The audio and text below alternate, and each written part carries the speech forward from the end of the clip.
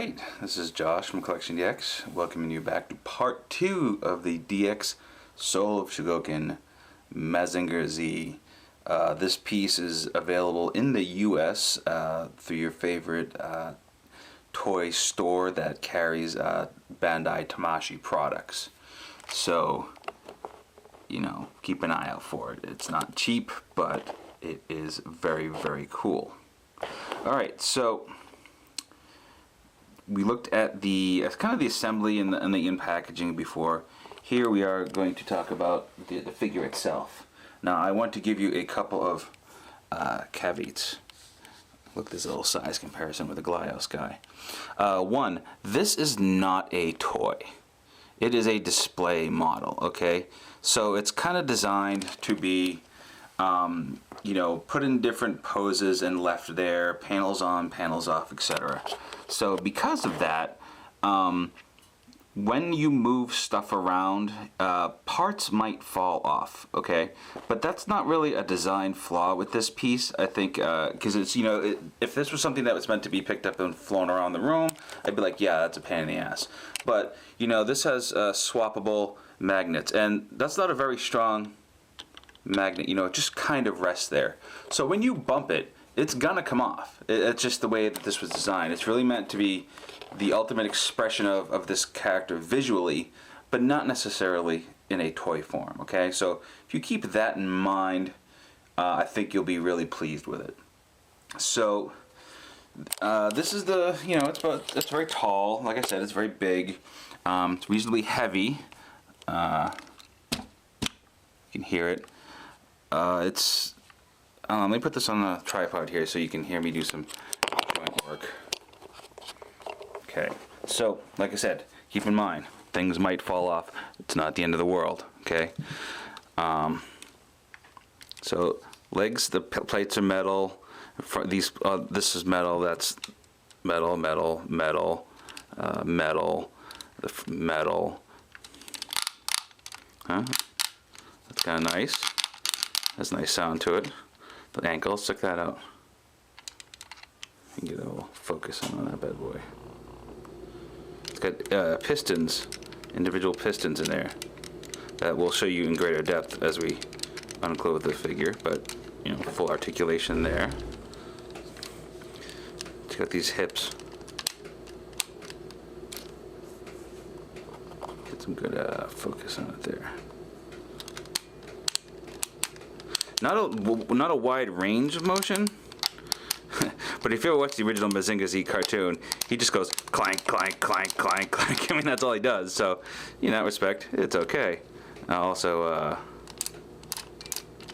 so you got the full range there, which is pretty good. All right, you have a waist joint, which is nice. You have clicky arms that go 360. The biceps turn, the elbows bend, and has a nice feel to it. This is one of the tricky, oh, see, I just popped the part of the headpiece off because I wasn't holding on to it.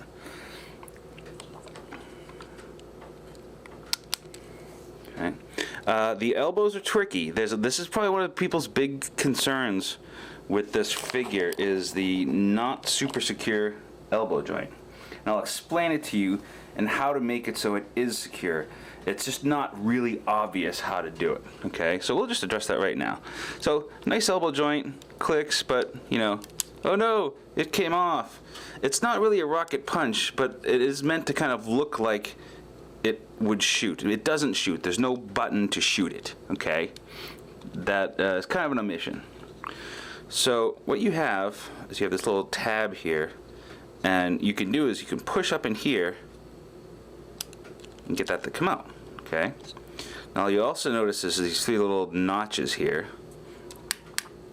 and if you look in here, look at that, there's notches. So the key is to line up the notches in here with the notches in there while holding this forward, okay? And you basically hold it and click it in. See how that worked? Now, it's all good, okay? That's the key. Make sure your notches are lined up and push in until you get the click.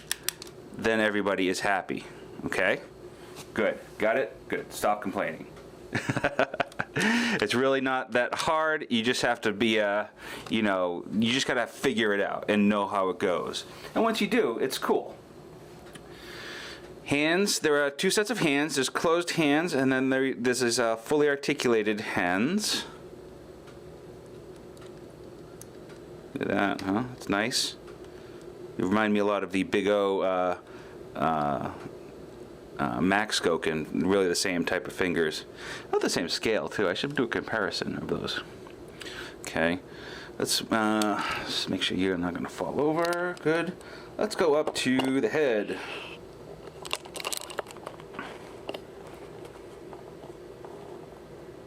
Good? We're good. Alright. So here's the head. It's one of the looser panels on the body. So if you kind of hit it wrong, it's gonna pop off, but it won't fall off on its own. The head is sharp looking. It looks really great. Kind of noticeable seams on the side on my sample. Not a big deal. We'll see. Boom, there goes the chest plate. Very sharp, very angular. You do have turning motion. You do have forward and back motion, etc. You have a hover pillar that comes out and the wings do its thing. There is a hole. Basically it's supposed to peg into the hole.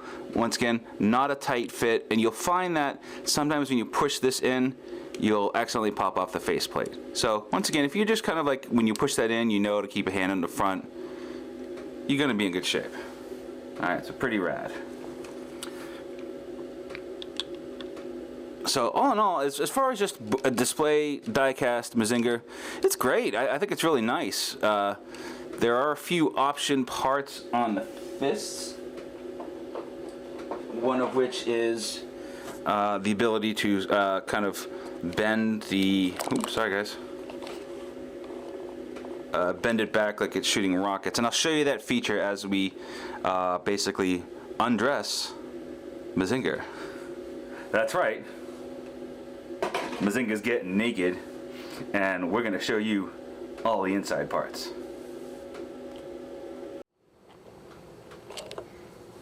So somebody told me you wanted to see Mazinger Z naked. Well, I'm here to oblige. The gist of this whole concept is the cutaway drawings that have always adorned the sides of Japanese toy packages, toy magazines, and even in the closing credits, they always show kind of a half and half view of the robot to see the realism of what lies inside. So as I disassemble the armor, you'll see the inner workings. Please note, once again, I may take one piece off, another piece might fall off. It's one, due to I'm new to this piece.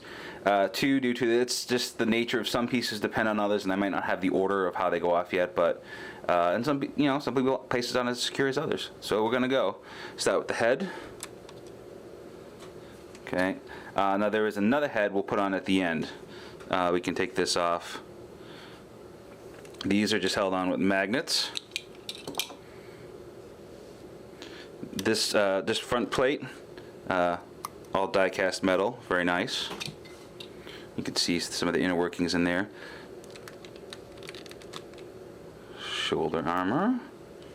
All right, so now the arms are a little tricky, and I'll show you what I've found the best way to do it is. Okay, best way for me is to just take the arm off when you're disassembling it, and this panel here slides out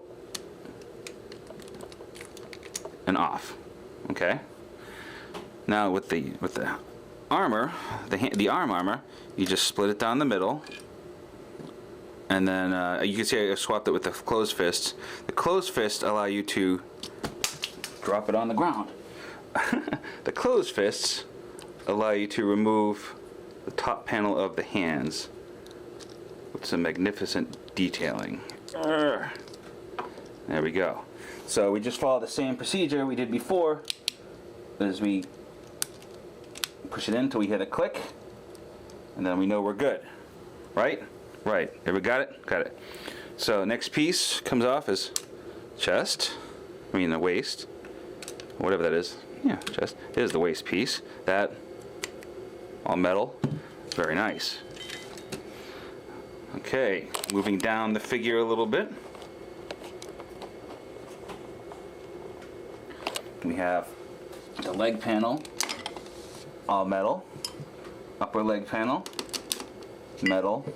Foot panel, metal. And we'll do the same thing for the other side. So here you go. Naked Mazinger. He's kind of awesome, I have to say. Really is a wonderful effect. The detail is astounding. Almost every inner skeleton part is plastic. Almost. I think there's a couple painted parts, but for the most part, plastic. But that's okay. The shell pieces in the inner structure are really what makes up the metal content, you know, joint work and things like that. It's tight. It looks really great. Allows you to really see the engineering that's going on inside here. Oh, I turned on some sound effects. Look at the fists. I mean, those springs don't actually work, but still, that's pretty remarkable. Only the front part of the armor is removable. So you'll notice the back is still pretty solid. And let's get some detail up on some of these things.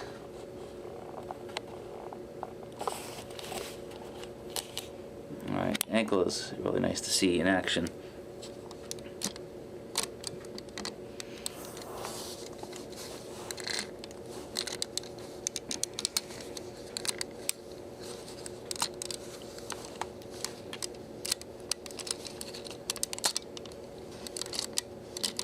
Cool.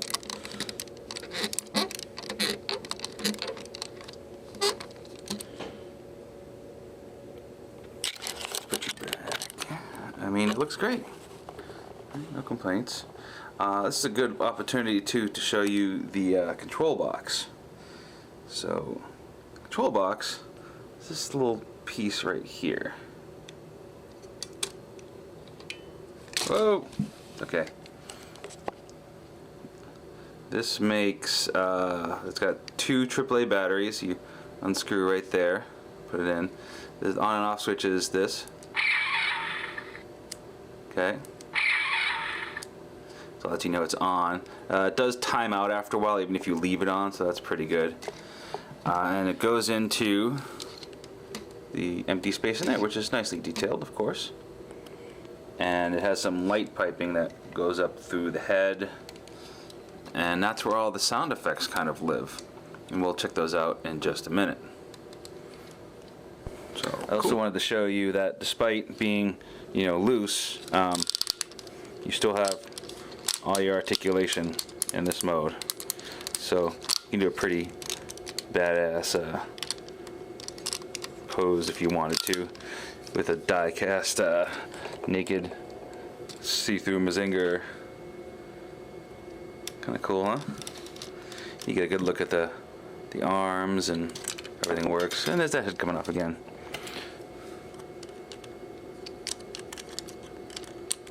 There you go. So it's neat. Missile doesn't launch. Kind of wish it would, but I understand. You know, anime magic. All right. So before we show you the electronic gimmicks, Mazinger comes with half parts. What, you say? Half parts? Yes, half parts. So it enables you to kind of half armor him, which is mostly how he was seen when we did the cutaway views. So you can see you can do this with either side. You can have both sides on at once. You can do many things. So you get the gist of how this all goes together.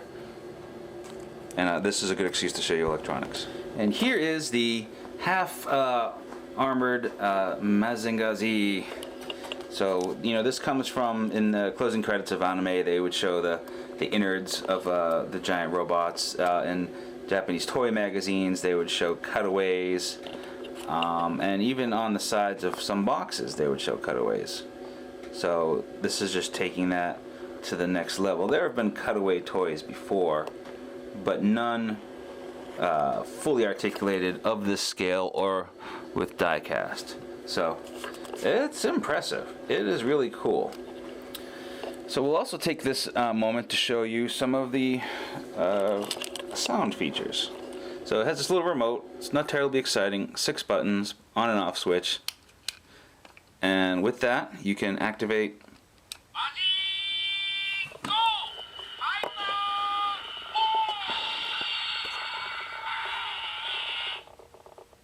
Alright, so we're going to go to the sounds first, and then maybe I'll turn some lights off here, so you can see how it lights up.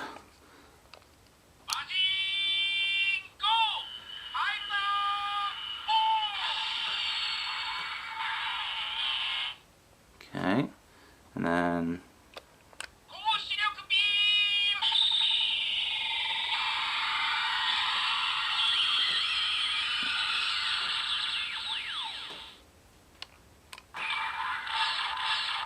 oh, that's the stomping sound. So the way this works is you do a combination of buttons. So, for example, one does nothing, but together makes noises. So I don't know what you're saying to me.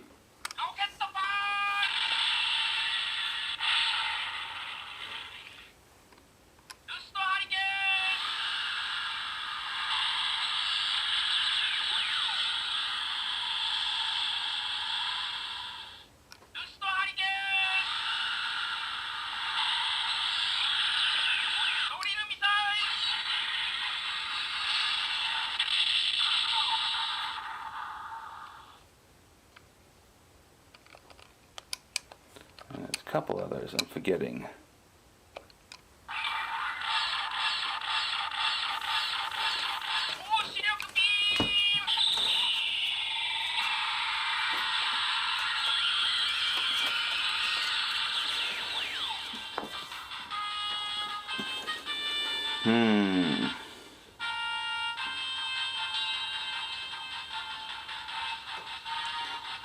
B and 3 is breast fire.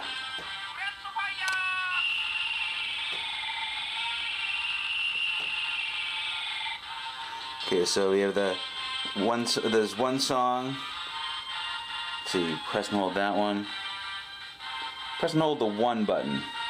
You get that song. You gotta wait for the song to end though. And the man's, I think it has the time of 50 seconds.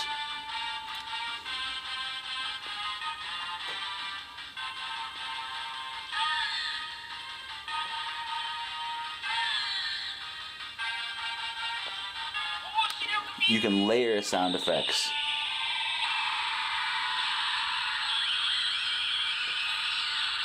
Here's another song.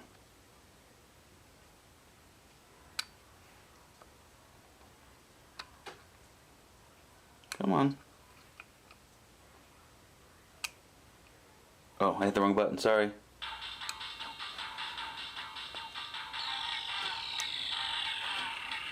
And then you can layer that up with a little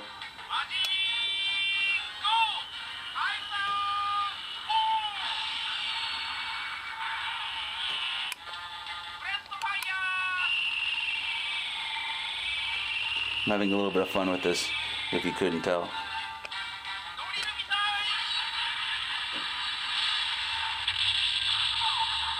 And then the last song is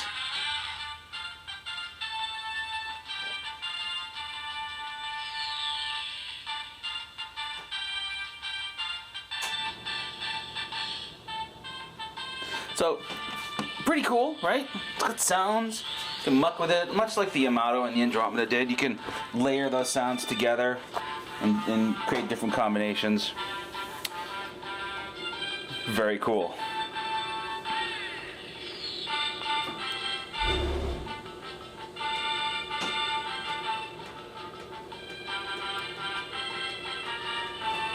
Alright, I wanted to show you another gimmick. Yes, there's more.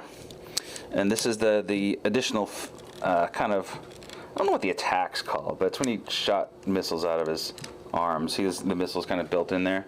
Basically what you do is you replace this panel, push that in all the way so it's flush, and then connect the hinge, like so. So now, he does that. Kind of cool, right? Yeah, whatever. Both arms can do that. I believe that there's 2 panels to do that, so you could have them both doing it at once. Kind of a neat addition, you know, neat. Alright, yeah, that's that. So, overall, this is going to be just my impressions of the figure itself, not the base, okay? I haven't really gotten into the base yet. So the figure itself, I like it a lot. Few things, I mean, I could nitpick about some stuff, you know. It's definitely a kind of a stylized, modernized version of Mazinger Z. You know, definitely not faithful to an original anime or anything like that, but it's really cool. It's the armor plates are heavy. They add a lot, so when you have it together, it feels substantial. It feels like a heavy piece, but I would have liked some metal in some of those interior detailing components. You know, there's a little bit, but I would like a little more, I think. Some of the pieces don't hold on as great as they could. So I'm talking to you, head plate, pillar, and the sort of weak magnets on the chest pieces. Still, once again, not a plaything, so that's okay. I like the pistons in the feet, the elbows. Okay, so they weren't done well. There's an excessive amount of gimmickry in there for something that could have been just a simple ball plug. If you're not making it a true rocket punch, which these people didn't do, then there's no need to have that kind of convoluted pushing the elbow kind of thing going on here. That whole process is just, I think, a little unnecessarily tricky. And there's no rocket punch. What? That's right. No rocket punch. It simulates the look of the rocket punch, but doesn't actually fire. Now, to be fair, if you fired this fist, pieces would go everywhere as soon as it hit the ground. So it would have been nice if they had another fist, like they do with SOCs, like another fist with a spring-loaded rocket punch attachment. It's kind of his signature move, his signature thing, and it's not here. I know there are other things coming down the road in terms of accessory packs, so perhaps that'll be addressed then. A minor nitpick, you know, I understand the panels have small gaps in them so you can get your finger in and pop them out, but you can kind of see them. Also, a kind of a good gap in the head. But this is nitpicking. It's just a very cool looking piece. It's a fingerprint magnet, so definitely put it behind glass if you can, or in the handy display case. There are a lot of parts. I know the jet scranders coming separately and some iron cutter fists. What I would have almost rather had was those parts come with this and have the base sold separately. But hey, this is what they decided to do. And I'm not complaining. I think it's a very cool piece. It is potentially toy of the year, but it's almost like you can't call it a toy. You know, it's a high-end display model is what it is. It does some toy-like things. It's made out of some toy-like materials. It has a lot of good nostalgia to it, but not really a toy. Not something you're going to hand to your kid, or even a casual person that goes, hey, check that out. You know, where you might hand over like an SOC. This you wouldn't hand to them. One, because of the price, and two, because of its, you know, the pieces kind of can fall off in some places.